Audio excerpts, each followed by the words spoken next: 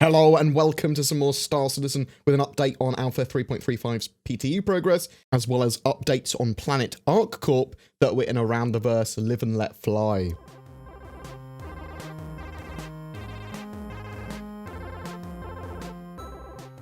.35 is currently out on the PTU to Evocati subscribers and Concierge, and it looks like it will be rolled out to more backers very shortly. The latest 3.35 PTU D patch was one step forward and two steps back, unfortunately. The patch notes are only a couple of lines, made landing pad marker UI operate independently of landing gear, allows vehicles to request landing pads and get UI, updated landing pad marker UI, some performance optimizations for Lorville, and fixed a server crash. The patch, however, still has limited content and a focus on getting performance up and the major bugs squashed currently, and it needs to add a few more things to actually finish off that patch. There are still major issues with streaming of assets in and out, especially around Lorville. A lot of players have been encountering crashes, lockups, stuttering and erratic frame rates, much more significant than previous. Performance with this patch has basically tanked my frame rate as well. Kiosks can lock up your client, which is really annoying. There was a mention of a Lorville specific music sort of theme going on, but that was removed from the patch notes. It seems maybe that will be coming with the E patch. You often get damaged when in Lorville's hangars. I think it's because the gravity there is pretty high. There was an Idris hanging around last patch, and I'm still looking for it this one. It was under Lorville, but the D patch is really unstable at the moment, so I can't really go looking for it because I'll just crash out, or there'll be like 2 frames a second. Well, it's not that bad, but it's pretty bad.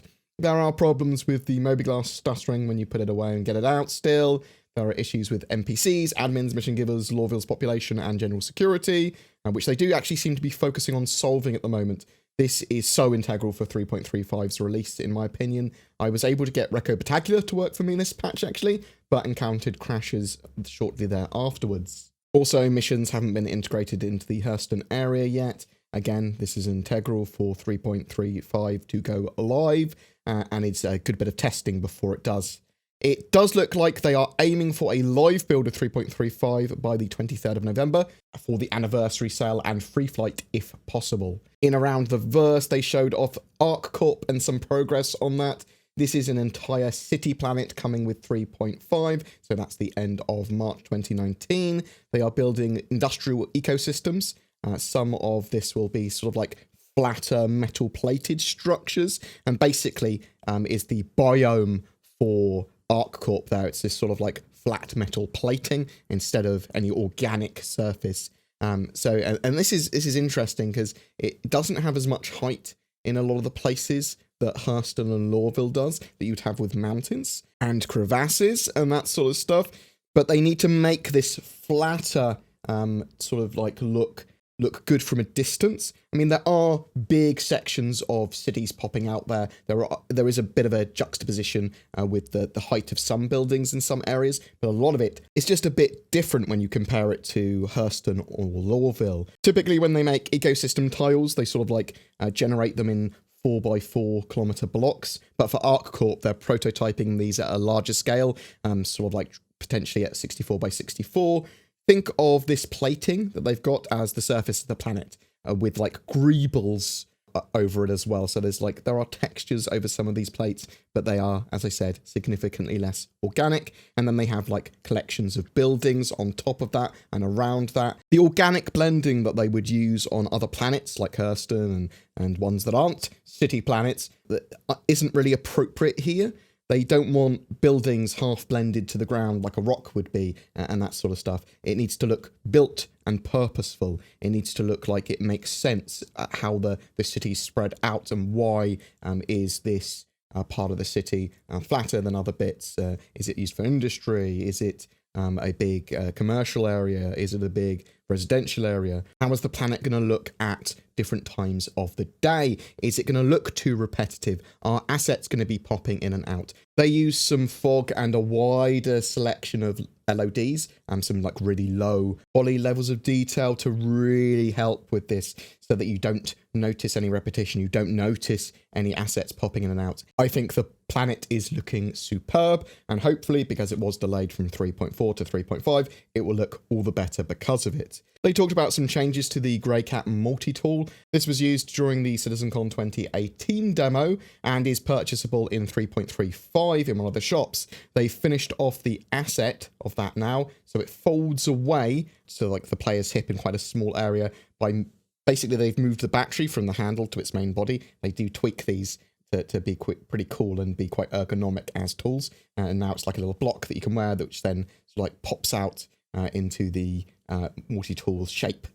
They've done some polish work on the CitizenCon knife as well. It looks really, really cool. I am hoping that both the knife and the multi-tool are usable in 3.35.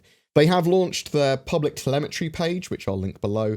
So they record info about users' PCs and show this on their heat map, so you can see where your system lays and other people's too, and what sort of frame rates they're getting and what hardware they've got. They will be adding server information to this so that you can see things like stability on the servers, amongst other information. It shows some interesting data, but it's very generalized and doesn't break info down by like resolution or other helpful infos like that and filtering options yet. So hopefully they'll add some more of that in the future so that data can be more useful to people like me. But tell me what you think in the comments below. Are you excited for the anniversary sale on the 23rd of November? Do you think they'll get 3.35 ready by then? Are you looking for the Idris that's hiding around Lawville? What do you think of ArcCorp? Do you think it's a good idea that they moved it to 3.5? Or are you massively disappointed that it's not in 3.4? Whatever your thoughts, tell me in the comments below. If you don't have Star Citizen yet, be sure to create an account with the links below to receive 5,000 UEC, the in-game currency, as a bonus, and to participate in any free flight. Every month we have a ship giveaway. For November, I am giving away a Saber Raven, Star Citizen game package, and a CitizenCon 2948 digital goodies pack. All you need to do to be in for a chance of winning is be subscribed to my YouTube channel and comment on any of my videos made during the month. More details below. If you would like to further support the channel, the links to my Patreon and donations are down in the description below as well. If you are considering getting or upgrading your gaming PC for Star Citizen or any other game for that matter, instead consider the Shadow Cloud gaming service. It's a subscription-based service that leverages your internet connection to turn any appropriate device, whether it be an old PC, smartphone, tablet, and more, into a powerful Windows 10 gaming PC. It's been working well in the latest 3.3.0 PTU patch of Star Citizen. I'm going to try and maintain a best practices guide on my website as well. More information is available in the links below, and if you do decide to try it, use the code BoredGamer to get a discount. Thanks for watching, guys, and I'll see you in the verse.